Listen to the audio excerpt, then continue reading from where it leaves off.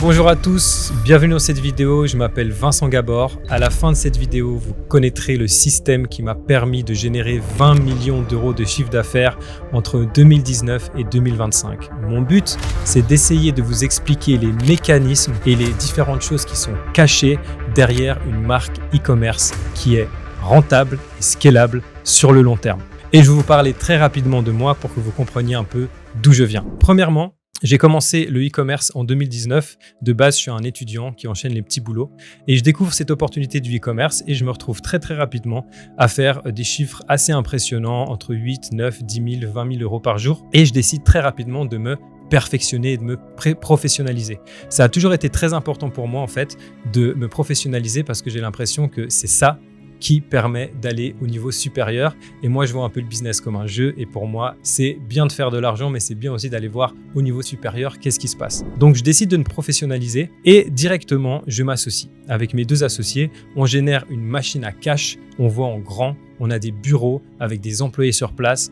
Vraiment, on voit les choses en grand. On fait un total de 15 millions d'euros de chiffre d'affaires. On passe avec mon associé de l'époque sur la chaîne de Yomi Denzel pour parler un peu de notre parcours.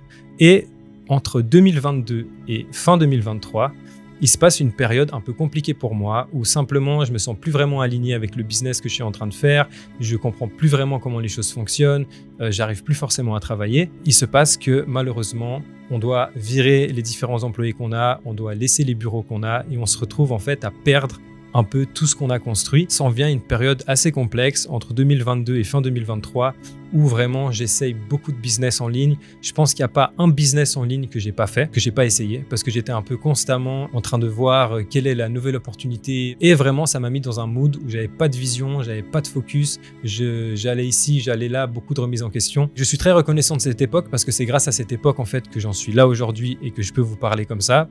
Parce que c'est grâce à cette époque aussi que je me suis forgé, que j'ai compris profondément qui j'étais et que j'ai compris ce que c'était vraiment d'avoir une vision. Pas seulement comprendre ce que c'est d'avoir une vision quand on voit comme ça sur un reel Instagram, ok j'ai une vision, mais vraiment profondément de savoir et comprendre ce que c'est d'avoir au fond de soi une vision. Donc ensuite de ça, fin 2023, le e-commerce revient à moi, un peu par hasard, comme ça, on va dire par la providence. Et je retrouve espoir, je fais des rencontres qui me font voir les choses différemment, qui me redonnent envie, et je me relance en e-commerce.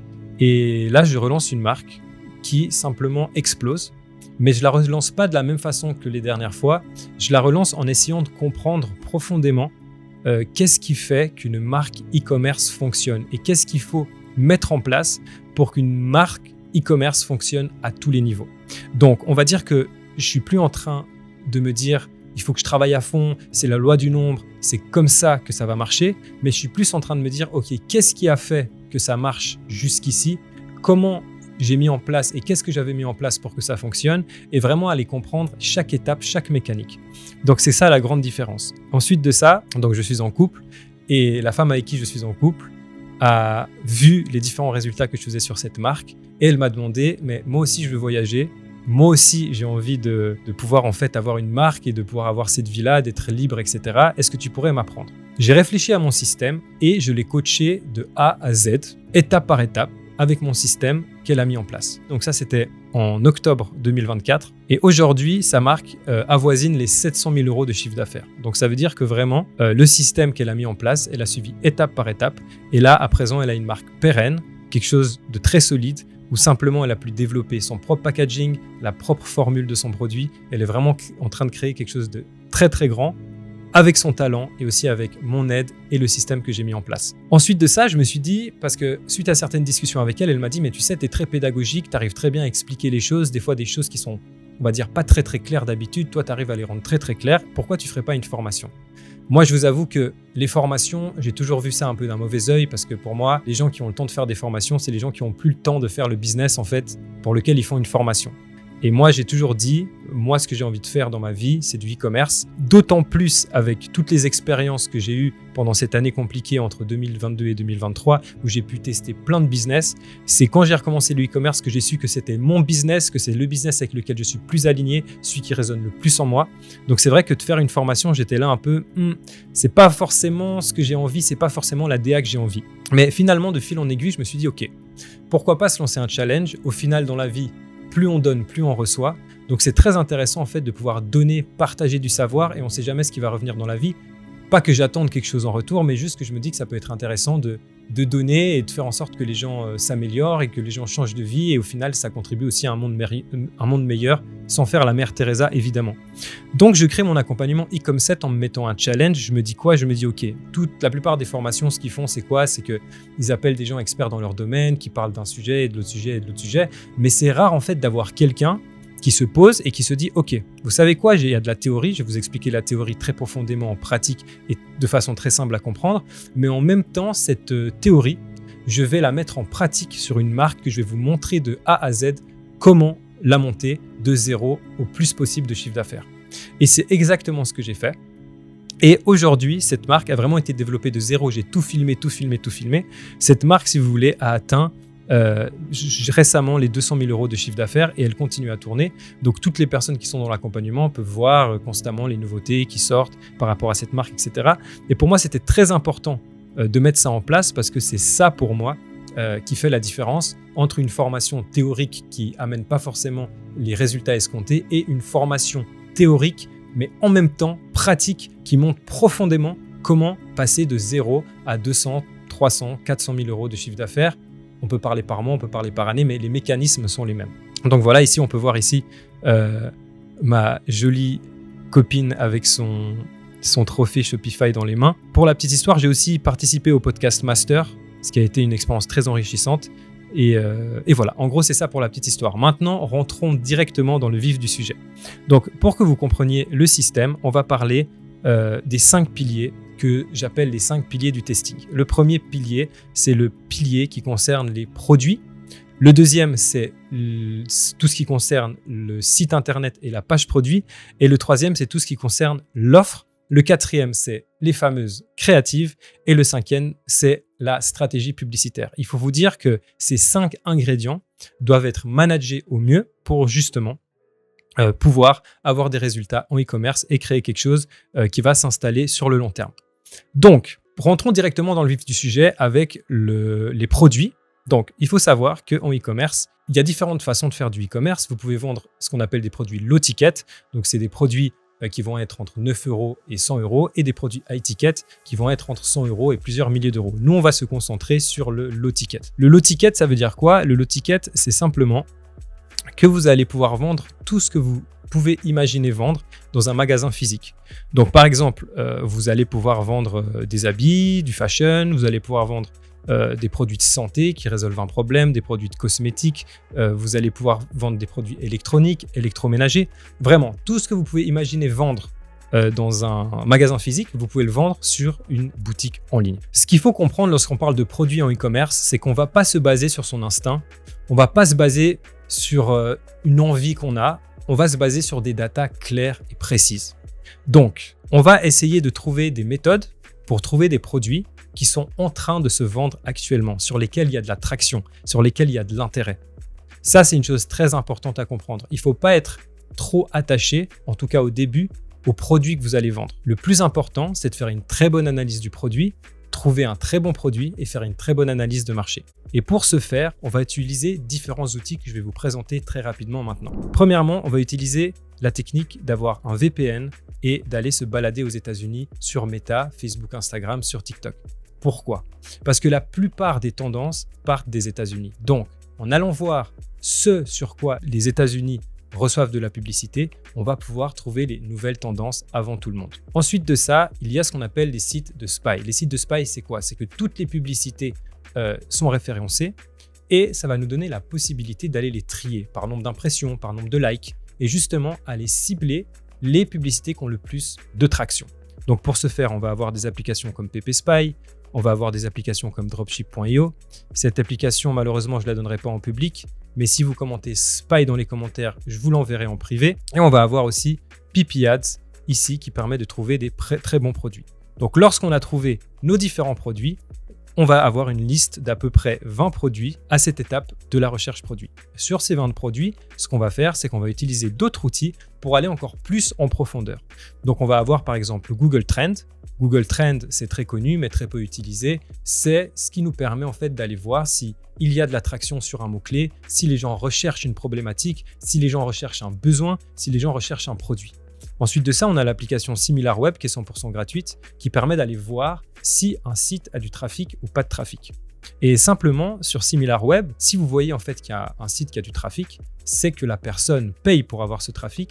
Et si une personne paye pour avoir ce trafic, c'est simplement que la personne gagne de l'argent. Parce que personne dépense de l'argent en trafic si elle ne gagne pas d'argent. Ensuite de ça, on va aller sur les différents forums comme Reddit. Reddit, c'est un outil très très puissant pour aller comprendre les besoins des gens, les problèmes des gens, voir s'il y a des forums où les gens en parlent. Est-ce que notre solution est déjà connue des gens? Est-ce que notre solution pourrait remplacer une autre solution ou être meilleure qu'une autre solution? C'est en analysant les forums qu'on va pouvoir avoir ces informations. Évidemment, pendant tout le long du processus, on a ChatGPT qui va nous aider. Vous trouvez des prompts aussi très intéressants pour faire des analyses de marché. D'ailleurs, vous pouvez simplement écrire le mot marché, je vous enverrai un prompt exceptionnel pour faire une analyse de marché puissante. Et vous avez encore Google Lens qui va vous donner la possibilité de trouver des concurrents. Pour que vous compreniez bien, lorsque vous cherchez des concurrents, vous utilisez Google Lens pour aller trouver en fait des gens qui utiliseraient les mêmes images de produits et vous allez avoir 3 niveaux de concurrence. Vous avez le numéro de concurrence 1, on va dire que c'est un haut niveau de concurrence, le niveau de concurrence 2 avec un niveau moyen de concurrence et le niveau de concurrence 3 avec un niveau bas de concurrence. Vous, si vous êtes débutant ou intermédiaire, ce qui va vous intéresser, c'est de venir vous positionner ici, entre le niveau bas et le niveau moyen de concurrence. Ça va vraiment être le plus important, c'est de venir vous positionner ici. Si vous vous positionnez ici, vous allez sûrement pas avoir assez de cash flow pour venir faire la guerre avec les gens qui sont déjà installés depuis longtemps. Si vous avez beaucoup de cash flow, vous pouvez, ou si vous avez par exemple un nouvel angle sur un produit très connu, vous pouvez venir essayer de vous positionner ici. Mais la plupart du temps, on va essayer d'être au début des tendances. C'est là qu'on va pouvoir capter quelque chose et venir se positionner comme étant dans les premiers qui vendent ce produit. Donc, si vous voyez qu'il y a un bon SimilarWeb, qu'il y a un bon Google Trend, que sur Reddit, les gens parlent du sujet, que quand vous faites une recherche de concurrents sur Google Lens, vous trouvez des concurrents un peu dans différents endroits et que vous vous rendez compte que chacun a un bon SimilarWeb, là, vous commencez à vous dire « intéressant, il y a quelque chose avec ce produit ». Donc là, sur les 20 produits, quand vous avez fait cette analyse, lors de votre analyse d'extraction, il va vous en laisser que 10. Et lorsque vous faites l'extraction, ce que vous allez faire simplement, c'est qu'ensuite de ça, vous allez aller sur Amazon. Vous allez aller donc sur Amazon. Amazon, c'est un outil incroyable. C'est aussi la plus grande marketplace qui existe sur Terre. Et sur Amazon, vous allez pouvoir voir des commentaires sur ce produit, voir comment ça fonctionne, voir s'il y a des choses qui sont améliorables, qu'est-ce que les gens attendent, pourquoi les gens l'avaient acheté et qu'est-ce qu'ils ont reçu, est-ce qu'ils sont contents, pas contents, etc. Ensuite de ça, on va pouvoir, avec Alibaba, voir les prix, les fournisseurs, les différentes choses qu'on va pouvoir trouver, les produits complémentaires par rapport à ce produit. Avec des applications comme Exploding Topics, on va avoir aussi la possibilité d'analyser plus en profondeur les trends, qu'est-ce que les gens cherchent, quels sont les mots-clés qui sont affiliés avec les mots-clés qui ont trendé actuellement pour le produit. Et à force de faire toute cette analyse, on va se retrouver ici dans la phase d'affinage avec 5 produits et au final, on va partir avec un seul produit. Donc là, vous avez fait votre recherche produit, vous avez trouvé votre produit, vous avez un fournisseur qui peut vous trouver votre produit à un bon prix et ce qu'on va faire simplement ensuite de ça, c'est qu'on va préparer un site internet et plus précisément une page produit. Si vous voulez, la page produit, c'est l'élément le plus important de votre site internet parce que c'est là que vous allez amener tout le trafic. Et pour faire la métaphore avec le magasin d'avant, le site internet, ça va être l'intérieur de votre magasin. Donc on est d'accord que si vous ouvriez un magasin physique, vous vous prendriez la tête pour la couleur des murs, pour faire en sorte que les présentoirs soient jolis, pour faire en sorte que ça sente bon, pour faire en sorte que ça soit propre. Et ben en e-commerce, c'est exactement la même chose. Vous devez faire passer votre client par un parcours hypnotique à l'intérieur de votre site internet pour que 1, il se sente en confiance, 2, il ait envie d'acheter votre produit, 3, qu'il comprenne la solution que lui apporte ce produit et surtout, et ça c'est quelque chose que très peu de gens font, lui expliquer pourquoi est-ce qu'il a son problème. Parce que souvent les gens ont un problème, mais ils ne savent même pas pourquoi est-ce qu'ils ont un problème. Et c'est en expliquant aux gens pourquoi ils ont ce problème qu'on peut leur vendre la meilleure solution du marché, qui est notre produit. Ceci, ça va se faire à travers différentes étapes. J'aime bien parler de parcours hypnotique parce qu'une page produit va se faire en 3 blocs, 3 structures qui vont se diviser en sous-blocs. Premièrement, on a le top de la page produit. Le top de la page produit, c'est la partie la plus importante de votre page produit où il va falloir que vous mettiez différents éléments qui vont apporter confiance, qui vont vraiment donner envie aux gens d'acheter maintenant et tout de suite. Donc, ces différents éléments, comme on dit, le diable se cache dans les détails. Il va falloir qu'ils se positionnent tous aux bons endroits pour que ça soit une explosion de basine et puis que vous puissiez simplement créer quelque chose de puissant et de pérenne. Donc là, on est en train de parler de psychologie du consommateur, on est en train de parler de quelque chose de profond.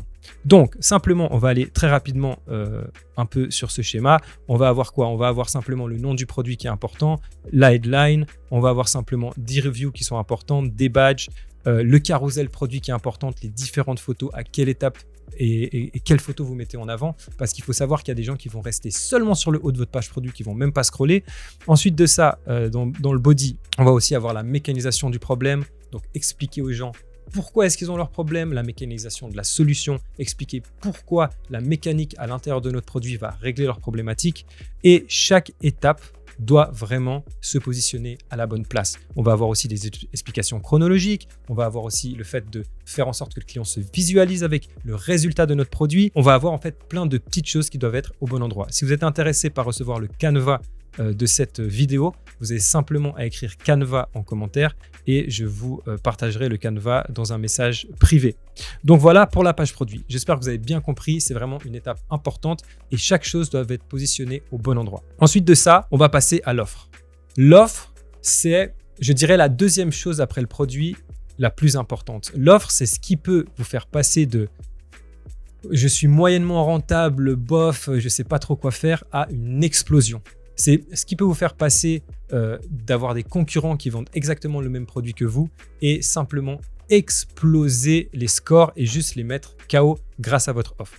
Ce qui est important de comprendre, c'est que plus vous allez faire une offre alléchante, plus les personnes vont avoir envie d'acheter maintenant et tout de suite. Et des offres, on en a autour de nous constamment. Pour revenir à la métaphore du magasin physique, une offre, c'est par exemple quand vous allez au supermarché et que vous allez voir votre paquet de chips ou plusieurs paquets de chips et sur un paquet de chips, vous allez voir qu'il y a un petit paquet de chips avec la nouvelle saveur à essayer. Et là, vous allez vous dire « Ah ouais, je prends celui-là ». Ou alors, c'est une PlayStation offerte contre un abonnement que vous contractez avec votre opérateur téléphonique pour les 2 ou 3 prochaines années. C'est des choses qui vont vous faire passer à l'action maintenant et tout de suite. Le déclic qui va vous faire dire « Ah ouais, j'achète, c'est bon ». Et ça, c'est souvent très inconscient. Donc l'offre sur votre site, c'est la chose la plus importante et surtout, il faut être très créatif. Et au-delà de ça, si on veut aller un peu plus loin, le panier moyen sur votre boutique, donc plus les gens vont acheter sur votre boutique, plus vous allez avoir ce qu'on appelle un panier moyen élevé. Donc ce qu'on appelle en anglais AOV, Average Order Value. Et plus cette AOV est élevée, plus vous allez pouvoir vous permettre de dépenser en publicité pour acquérir un seul client. Donc, si votre concurrent a un AOV plus bas que vous, il ne peut pas se permettre de dépenser autant que vous en publicité parce qu'il doit être plus rapidement rentable. Donc, s'il peut dépenser moins en publicité, il peut montrer moins de publicité à l'audience. Alors que vous, si vous avez un AOV plus haut, vous pouvez montrer beaucoup plus de publicité. Imaginez, vous pouvez montrer 4 publicités à quelqu'un pour le convaincre ou 8 publicités à quelqu'un pour le convaincre. Ça change totalement la donne. Avec les 8 publicités, vous aurez beaucoup plus de chances de le convaincre et surtout sur le long terme. Donc, pour imaginer tout ça, on va se retrouver sur le graphique. On va pouvoir voir qu'ici, on a 3 personnes. Donc, on a 3 personnes différentes. On en a une simplement qui vend des t-shirts. On va dire que c'est des t-shirts pour réduire le ventre chez les hommes. On a la personne 1 qui vend un t-shirt et sur ce simplement un t-shirt. Ensuite de ça, elle vend 2 t-shirts, 3 t-shirts. On a la personne numéro 2, en fait, qui a directement décidé de mettre 3 t-shirts, 5 t-shirts, 10 t-shirts. Parce qu'il faut vous dire une chose, les clients qui vont arriver sur votre boutique, en fait, ils ne vont pas imaginer les options qu'ils ne connaissent pas. C'est-à-dire que si on leur propose que le minimum c'est 3 t-shirts et que le produit les intéresse, ils vont directement se dire « Ah, intéressant, ce produit m'intéresse, en plus ils offrent un pack de 3 t-shirts, allez let's go, j'y vais ». Alors que si vous lui avez proposé de faire un t-shirt, il aurait peut-être pris un t-shirt parce qu'il se serait dit « Ah, mais je connais pas la marque, je suis pas sûr que ça soit bien, peut-être que ça m'ira pas ». Mais là, il est dans l'impulsion, il veut acheter, c'est le moment. Donc hop, on lui vend 3 t-shirts. Imaginons que la personne 1 et la personne 2 sont en concurrence. La personne 2 sur le long terme va éclater la personne 1. Pourquoi ? Parce que son AOV est beaucoup plus grand. Ensuite de ça, on a la personne 3. On a la personne 3 simplement qui vend un t-shirt à un certain prix. Et ensuite de ça, qui met une offre, un acheté égale un offert. 3 achetés égale 3 offerts, plus un cadeau. Cette personne-là, ce qu'elle a fait simplement, c'est qu'en fait, elle a mis la même offre que si elle vendait 1, 2 ou 6 t-shirts. Par contre, elle a juste offert un autre t-shirt avec. Donc, c'est-à-dire qu'il y a le concept de cadeau dedans, le concept de j'y gagne quelque chose, on m'offre quelque chose si j'achète. Et ce qu'il faut que vous compreniez, c'est que une offre, déjà, elle peut évoluer lorsqu'on a un site, c'est-à-dire qu'on a une offre de lancement peut-être, et après on peut évoluer cette offre. Mais ce qu'il faut que vous compreniez, c'est que l'offre, c'est vous qui la créez. C'est-à-dire que là, avant, je parlais de supermarché, je parlais d'opérateurs téléphoniques, on pourrait parler de toutes les marques que vous voulez. Cette créativité de créer une offre, en fait, c'est simplement une créativité que vous avez le droit d'avoir. C'est-à-dire que maintenant, si vous êtes dans l'esprit de faire une marque e-commerce, de lancer un store, cette créativité, vous avez le droit de la mettre en place et c'est à vous d'aller la chercher. Et du coup, c'est vous qui décidez des prix. Donc au final, si vous mettez, par exemple, la personne 1, elle va mettre 1 acheté pour un certain prix, 2 achetés pour un autre prix et 3 achetés pour un autre. Mais la personne 3, si elle fait 1 acheté plus 1 offert égale au même prix que la personne qui a mis simplement 2 achetés, et au final, elle fait exactement la même offre. Par contre, elle la décrit différemment. Et c'est le fait de la décrire différemment qui va faire en sorte que la personne achète sur son site et pas sur le site du concurrent. Parce que si je vous dis, vous avez 2 t-shirts pour 49,99 ou alors que vous avez 1 acheté, 1 offert pour 49,99, c'est totalement différent. Vous vous dites, ah, normalement, un t-shirt, c'est 49,99. Là, j'en ai 2. Ok, je prends direct. L'autre, c'est ah ouais, 2 t-shirts, ça veut dire que ça revient à combien le t-shirt? Voilà, c'est pas la même chose. Et si en plus de ça, vous offrez un petit cadeau avec la 3e variante, ça va augmenter le panier moyen. Le but, c'est de constamment augmenter le panier moyen. Dans une prochaine vidéo, quand on parle un peu de scaling, quand on parle de choses un peu plus profondes et précises, on pourra parler aussi des upsells, qui sont vraiment un sujet très intéressant, qui peuvent aussi augmenter le panier moyen. Mais pour l'instant, vous avez compris la base. Maintenant, on passe au pilier suivant, qui sont les créatives. Donc les créatives, pour revenir à la métaphore du magasin, les créatives, ça va être la vitrine de votre boutique et en même temps, ça va être la publicité qui passe à la télé pour faire venir les gens dans votre boutique. C'est à travers les publicités que vous allez pouvoir tester tous les angles marketing possibles et imaginables. C'est-à-dire que lorsque vous vendez un produit, vous avez différents angles marketing. Par exemple, prenons un pistolet de massage. Maintenant, c'est un produit que tout le monde connaît. Vous avez une possibilité de vendre le pistolet de massage pour les sportifs.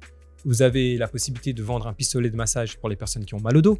Vous avez la possibilité de vendre un pistolet de massage pour les femmes de sportifs qui ont mal au dos. Et ça va être 3 angles marketing que vous allez pouvoir venir tester premièrement sur vos créas. Si après vous avez un angle marketing qui explose, vous pourrez faire une page produit exprès pour chaque angle, etc. Mais les créas, ça vous permet de tester. Plus généralement, une créa, il faut qu'elle soit émotionnelle. Parce qu'une créa, c'est ce qui va faire en sorte qu'une personne clique sur votre pub et aille sur votre site internet, donc qui rentre dans votre boutique. Si votre créa n'est pas bonne, ça veut dire qu'il n'y a pas d'intérêt.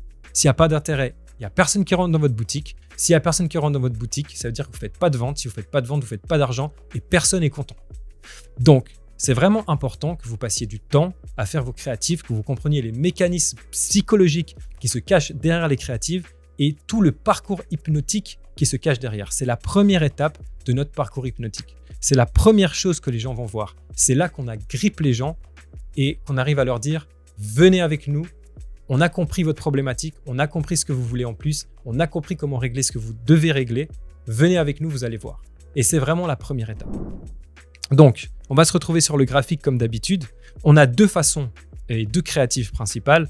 On va avoir premièrement les statiques et les vidéos. Les statiques vont être faits à base de une headline plus une image. Une headline, c'est quoi? C'est une phrase super percutante, super précise qui va venir parler directement à l'angle marketing que vous avez choisi. Vous devez faire en sorte qu'en une lecture, en une phrase, il y ait une émotion qui se dégage chez la personne et qui fasse en sorte qu'elle se dise « Je suis compris, je suis comprise, c'est le moment pour moi d'acheter, enfin des gens qui me comprennent, je veux y aller. » Donc, on va avoir différents styles de statique. On va avoir, et là je vous en ai mis quelques-uns, vous pouvez commenter statique en dessous de cette vidéo, je vous enverrai en privé mon document justement avec tous les types de statiques que je donne à mes designers.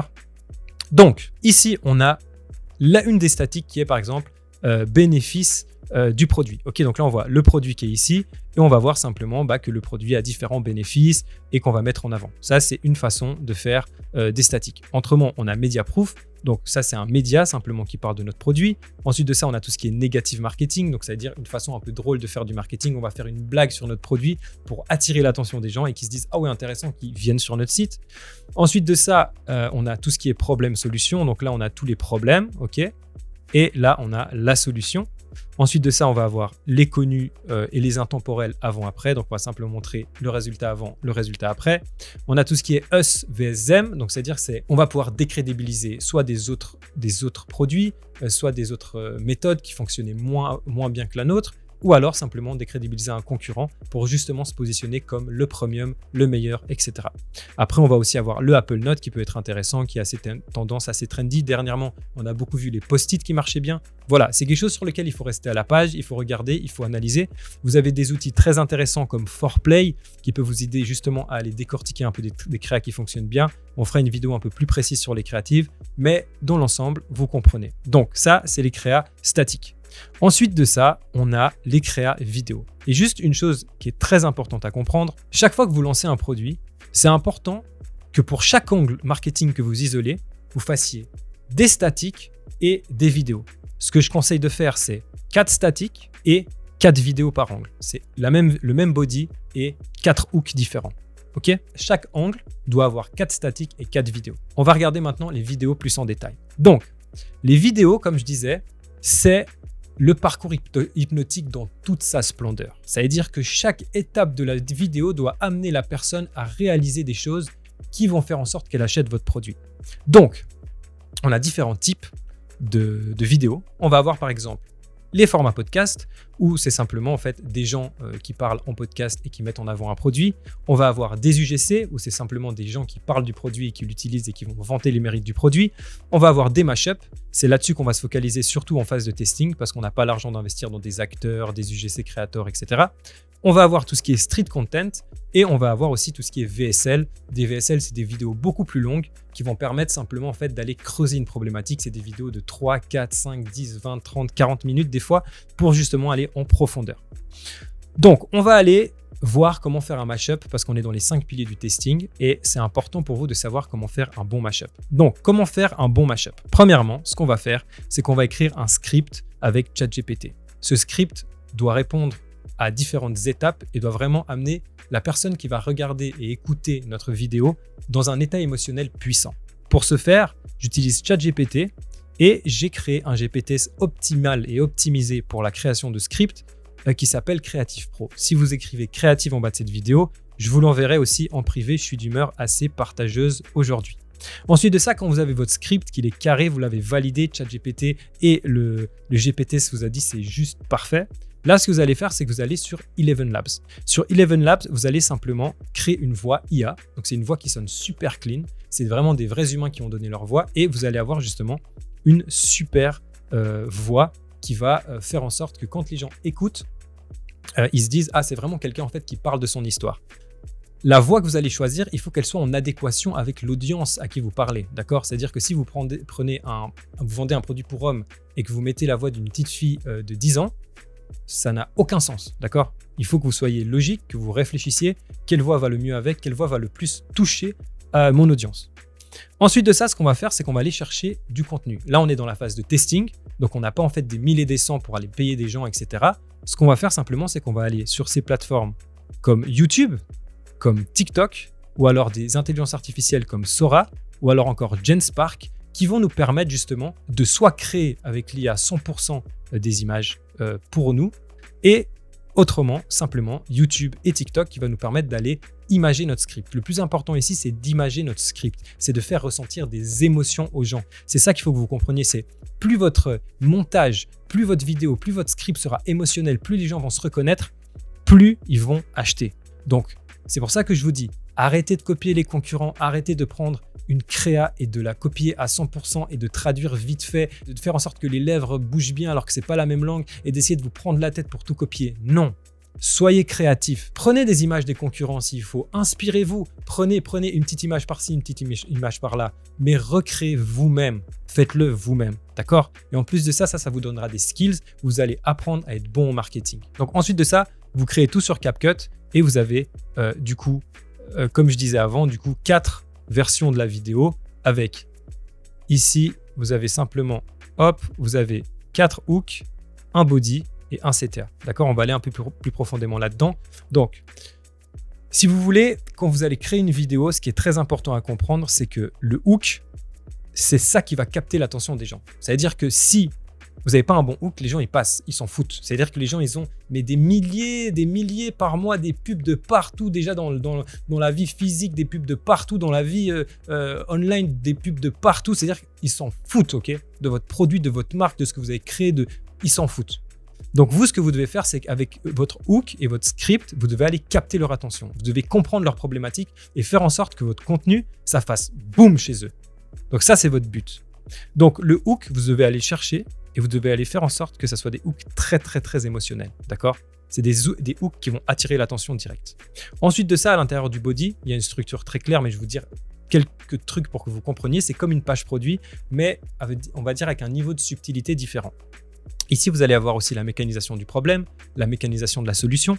Vous allez avoir aussi le fait de faire en sorte que la personne se visualise avec le produit et plein d'autres petites choses qu'il va falloir mettre en place. Par exemple, décrédibiliser les solutions qui sont connues actuellement, les décrédibiliser dans votre créa, parce que les gens, quand ils regardent la créa, il faut vous dire que c'est vraiment des étapes. C'est-à-dire qu'ils regardent la créa, le hook les intéresse. Ah ouais, intéressant, ce hook intéressant. Ok, ensuite de ça, il y a le lead.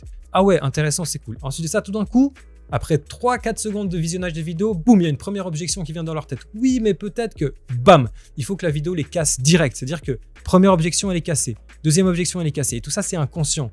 Donc, plus vous allez comprendre votre client, plus vous allez pouvoir lui parler et casser ses objections très rapidement, plus il regarde votre vidéo. Et c'est ça qu'on fait à travers différentes parties de vidéo qui sont le hook, le body et le call to action.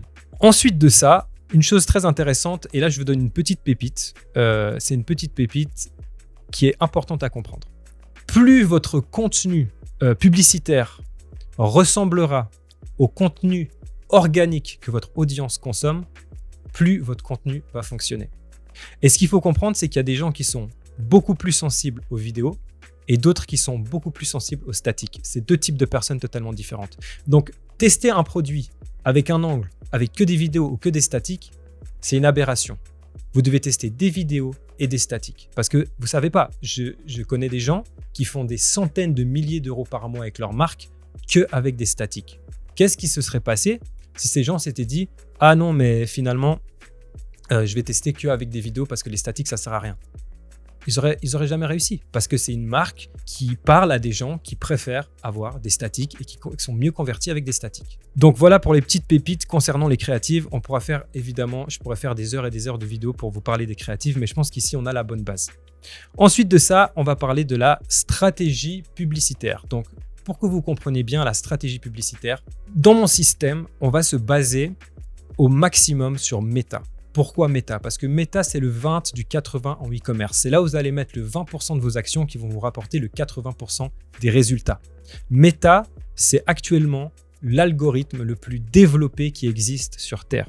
C'est un algorithme qui va chercher en automatique des clients et des consommateurs jour après jour pour vous amener des chiffres d'affaires prédictibles et stables. Il n'y a aucune autre plateforme actuellement qui permet de faire ça. Donc, on va se focaliser sur Meta et ensuite de ça, on va venir agrémenter avec d'autres réseaux notre marque. Mais premièrement, on va s'installer sur Meta. Une autre chose sur Meta, c'est qu'il y a les développeurs les plus intelligents de la planète qui travaillent là-bas, les gens les plus chauds. Et partir de l'idée que Meta n'est pas la bonne plateforme, c'est simplement du suicide. C'est des gens qui travaillent jour et nuit pour faire en sorte que vos pubs soient le plus rentables possible et que vous vendez le plus de produits possible pour que vous dépensiez le plus possible chez eux. C'est comme ça qu'ils font leur argent. Donc, on va se retrouver sur le graphique et là, vous pouvez voir simplement que on va commencer par Meta ici. Dès qu'on arrive à 2-3K de chiffre d'affaires stable par jour, on va commencer à venir agrémenter de Google Ads, de TikTok Ads si votre produit a une raison et colle avec les codes TikTok, Pinterest Ads aussi, on va pouvoir faire de l'influence marketing, etc., etc. C'est juste pour que vous compreniez que la base des bases, c'est Meta. C'est là qu'on va pouvoir aller émotionnellement chercher les gens. Et ensuite de ça, on va alimenter avec TikTok, qui est un petit peu sur les mêmes bases marketing que Meta. Pinterest, un peu moins. Je vous avoue que je connais moins Pinterest Ads. J'ai rarement vendu des produits qui pouvaient aller dessus. J'ai eu une marque sur Pinterest. Et Google Ads, c'est simplement, en fait, Google Ads, c'est plus les gens qui vont nous chercher. Donc, quand on commence à faire beaucoup de pubs, les gens commencent à nous chercher, les gens commencent à vouloir savoir. Et du coup, en tapant notre nom sur Google, il faut absolument qu'ils nous trouvent. Après, il y a différentes choses qu'on peut faire avec Google. Je ne suis pas un expert non plus. Mais lorsque vous commencez à vraiment chiffrer sur Meta, c'est important de soit faire vous-même, donc vous former dans cette direction-là, soit simplement trouver des gens qui peuvent vous gérer cette partie du business. C'est ce que je conseille de faire parce qu'on ne peut pas être expert partout. Le plus important, c'est de maîtriser Meta. Pour aller plus en profondeur par rapport à Meta, pour les gens qui connaissent, pour les débutants, prenez pas peur, c'est vraiment des choses très faciles à mettre en place. Surtout que de plus en plus, par exemple, Meta devient de plus en plus optimisé tout seul, donc il y a de moins en moins de toucher des choses.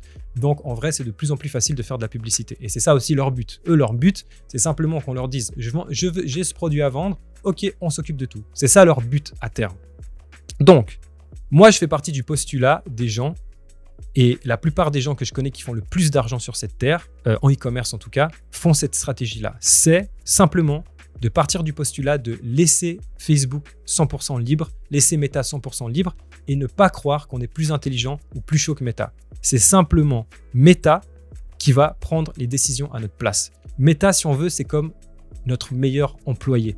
C'est celui qui va aller faire des tests, faire des choses pour nous et qui va revenir avec des résultats et nous, on va pouvoir prendre des décisions dessus. Donc, simplement ce que vous allez faire, vous lancez une campagne en CBO, vous allez simplement trier donc dans différents adsets et par angle marketing et par type de créa. Donc, par exemple, on aura l'angle 1 vidéo, l'angle 1 statique. Okay, vous séparez, vous ne mélangez pas les statiques et les vidéos. L'angle 2 statique, l'angle 2 vidéo. Et là, simplement, vous allez lancer toutes les versions. Et là, vous allez lancer toutes les versions. Et ce que vous allez faire, c'est que vous allez mettre un budget de minimum $200 par jour. Pourquoi $200 par jour? Parce que quand on a fait tout le travail qu'on vient d'énoncer avant, qu'il y a une bonne recherche produit, un bon site où on a réfléchi aux différents mécanismes, une bonne offre où on a vraiment réfléchi, on a mis notre cœur, on a mis notre âme dedans, des bonnes créatives qu'on a montées soi-même, qu'on n'a pas tout volé, qu'on a fait en sorte vraiment de créer quelque chose, d'amener quelque chose et d'amener de la valeur, on veut que le test soit un vrai test. Donc, on met $200 avec grand plaisir parce qu'on veut voir si ce qu'on va apporter au grand jour et au public va fonctionner ou non. Et c'est pour cette raison qu'on met minimum $200. Moi, je fais personnellement mes testings avec $200. Et ensuite de ça, on verra dans une autre vidéo comment scaler et comment passer de 0 à 1, 2, 3, 4, 5 KD. Mais pour l'instant, le plus important pour vous, c'est que vous compreniez le testing. Donc voilà. Voilà pour la stratégie publicitaire. Voilà pour les 5 piliers du testing, ce que j'appelle le système de testing. Et pour terminer la vidéo, j'aimerais juste vous rendre attentif et vous rendre un peu sensible au fait que plus vous allez faire de votre mieux, plus ça va fonctionner pour vous. Plus vous êtes dans la copie, plus vous êtes en train d'essayer de trouver comment faire des trucs facilement, vous dire « Ah, mais moi, je fais du dropshipping, j'ai pas besoin de me prendre la tête. Ah non, mais je vais aller sur ce marché parce que j'ai ce provider de paiement, du coup, ça va être plus facile, du coup, je vais devenir riche. » Ça marche pas comme ça. Mettez votre cœur dans les choses. Faites en sorte de devenir fort en marketing. Faites en sorte d'aller profondément dans les choses. Faites en sorte vraiment de comprendre les gens à qui vous vendez votre produit. Et même si c'est pas parfait au début, ça n'a pas besoin d'être parfait. La plupart des grandes marques, elles ont commencé quelque part. C'est-à-dire que vous commencez quelque part, gentiment vous posez les fondations. Le but, c'est de faire toujours de votre mieux. Essayez de trouver le meilleur produit possible au début. Après, s'il faut l'améliorer, dès que vous pouvez l'améliorer, améliorez-le. Faites un packaging. Même si vous pouvez changer le produit un petit peu à l'intérieur pour qu'il devienne 100% le vôtre, faites-le. Dès que vous pouvez prendre des UGC créateurs pour avoir votre propre contenu, faites-le. Cette énergie-là, c'est cette énergie qui va vous faire fonctionner. Sans cette énergie-là, malheureusement, en vous-même, parce qu'on a tous quelque chose en nous, on sait quand on se donne à fond ou on sait quand on est seulement à 80%, en vous-même, vous vibrez quelque chose qui est « je vais pas réussir ». Donc, donnez-vous à fond, faites de votre mieux, sans espérer forcément être parfait tout de suite, mais faites les choses au mieux.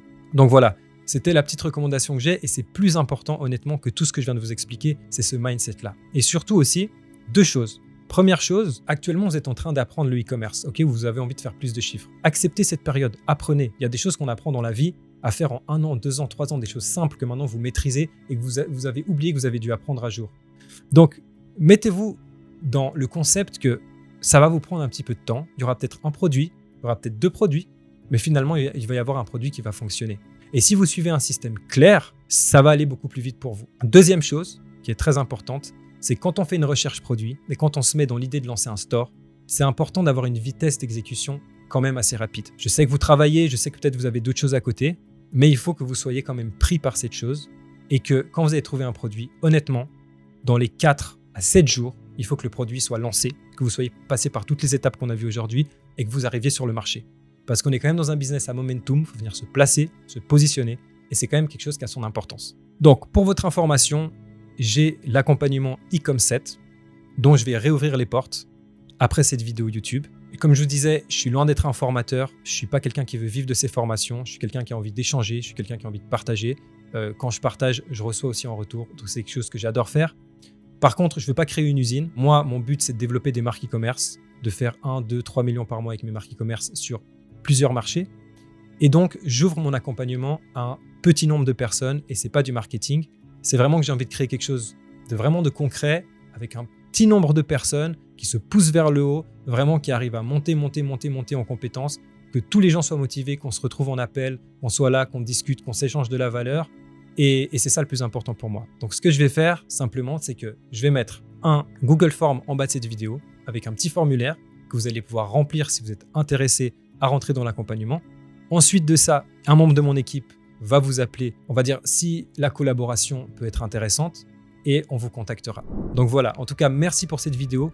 N'hésitez pas à partager, à vous abonner, c'est toujours un plaisir. On se revoit très bientôt pour une nouvelle vidéo. Allez, bye bye, c'était Gabor.